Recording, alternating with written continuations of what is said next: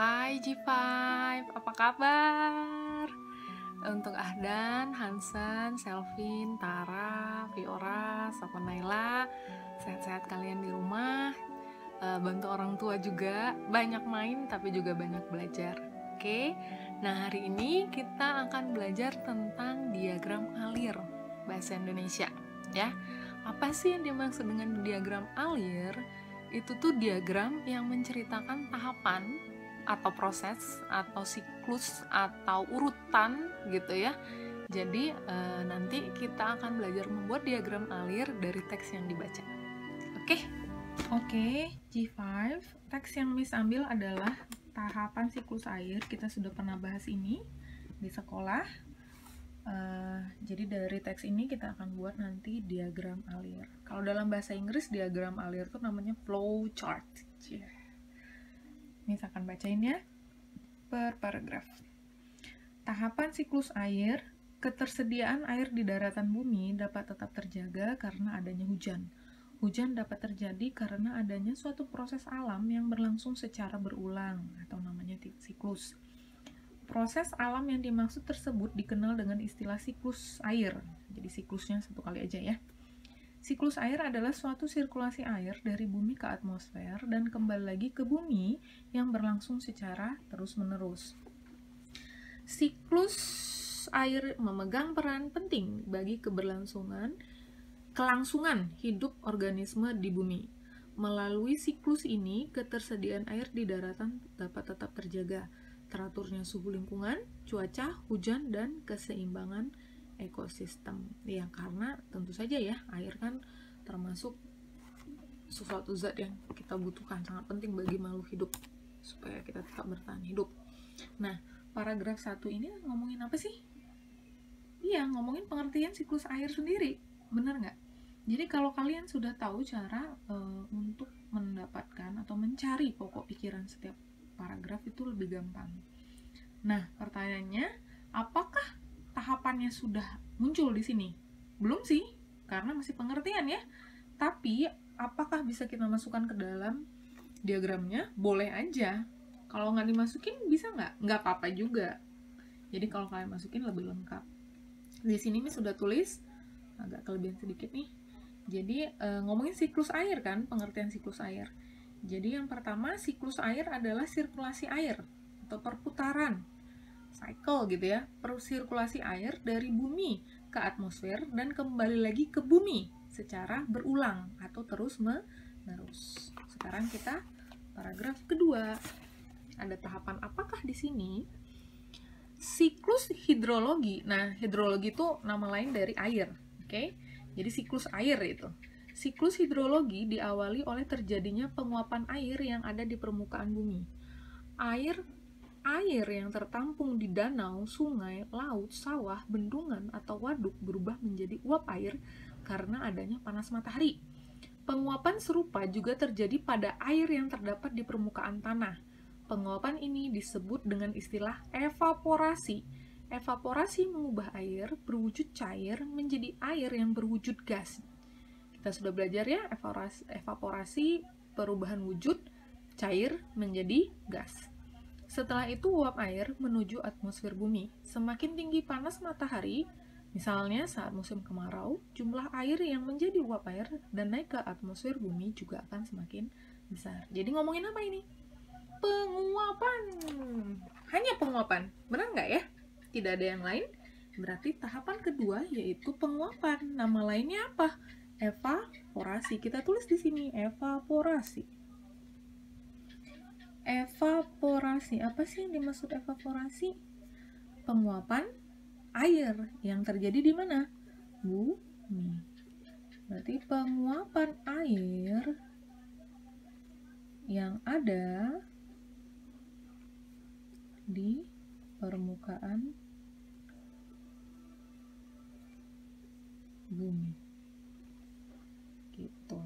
Jadi semakin tinggi panas matahari, semakin tinggi suhunya, jumlah air yang menjadi uap air juga akan semakin besar. Itu berpengaruh terhadap evaporasi. Intinya tahapan yang pertama yaitu evaporasi. Lalu tahapan yang kedua Paragraf ketiga. Paragraf ketiga. Selanjutnya, udah ke situ gitu? Oh, belum. Ketika uap air yang dihasilkan melalui proses evaporasi naik hingga menjadi suatu titik ketinggian tertentu, uap air tersebut akan berubah menjadi titik-titik air melalui proses kondensasi. Perubahan wujud uap air menjadi air tersebut terjadi karena pengaruh suhu udara yang sangat rendah di titik ketinggian tersebut. Titik-titik air yang terbentuk akan saling mendekati dan bersatu satu sama lain sehingga membentuk awan. Semakin banyak titik-titik air yang bergabung, awan yang terbentuk juga akan semakin tebal dan gelap. Jadi ngomongin apa ini? Kondensasi. Kondensasi itu apa sih? Pengembunan, ya. Jadi di sini terjadi perubahan wujud. Apa perubahan wujud yang terjadi? Kan tadi evaporasi dari air menjadi gas. Ini gasnya itu, si uap itu berubah menjadi titik-titik air. Kenapa terjadi seperti itu? Karena pengaruh dari suhu udara sekelilingnya sangat rendah. Jadi dingin gitu ya, sangat dingin.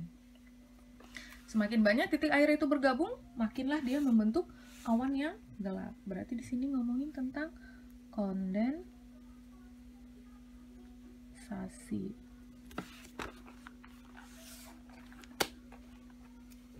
Perubahan wujud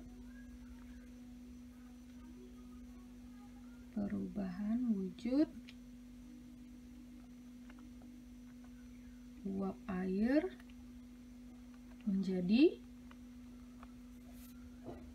titik air. Jika berkumpul membentuk awan gitu ya. Kalau mau tentang kondensasi aja nggak apa-apa karena memang itu tahapan yang kedua. Selanjutnya paragraf terakhir. Selanjutnya, awan yang tebal dan gelap akan mengalami proses presipitasi. Presipitasi adalah proses jatuhnya butiran-butiran air ke permukaan bumi. Hujan ya. Pada saat terjadi hujan, sebagian air akan mengisi tempat-tempat menampung air seperti sungai, danau, waduk, dan laut. Sebagian air yang lain, air akan bergerak ke dalam pori-pori tanah, merembes dan terakumulasi menjadi air tanah. Proses pergerakan air ke dalam pori tanah ini disebut proses infiltrasi. Proses infiltrasi akan secara lambat membawa air tanah kembali ke laut. Air yang telah mengalami siklus air tersebut akan kembali berkumpul di lautan. Air tersebut secara berangsur-angsur akan kembali mengalami siklus air selanjutnya dengan diawali oleh proses evaporasi. Jadi ada dua tahapan di sini. Yang pertama yaitu presipitasi. Kita tulis di sini presipitasi. Apa itu presipitasi? Proses jatuhnya butiran air ke permukaan bumi. Jatuhnya air ke permukaan bumi atau nama lainnya hujan. Ada proses lain nggak? Ada tahapan lain nggak? Tadi disebutin proses infiltrasi. Apa itu? Pergerakan air ke dalam pori tanah. Jadi air yang merembes ke dalam tanah gitu. Ini namanya infiltrasi. Jadi setelah hujan turun tuh si airnya itu merembes ke dalam tanah. Proses pergerakan air ke dalam pori tanah. Udah deh, udah jadi flowchartnya atau diagram alirnya. Oke, sebenarnya pada dasarnya hanya ada 1, 2, 3, 4 saja. Itu tahapannya. Yang pertama hanyalah pengertian, ya. Tapi kalau mau dimasukin juga nggak masalah. Poin pentingnya yang ini karena diagram alir bicara tentang tahapan, bicara tentang proses, urutan seperti itu. Oke, itu saja. Hai, jadi sekian pembelajaran kita hari ini tentang diagram alir di pelajaran Bahasa Indonesia. Nanti kita akan ketemu lagi di pelajaran selanjutnya. Dah.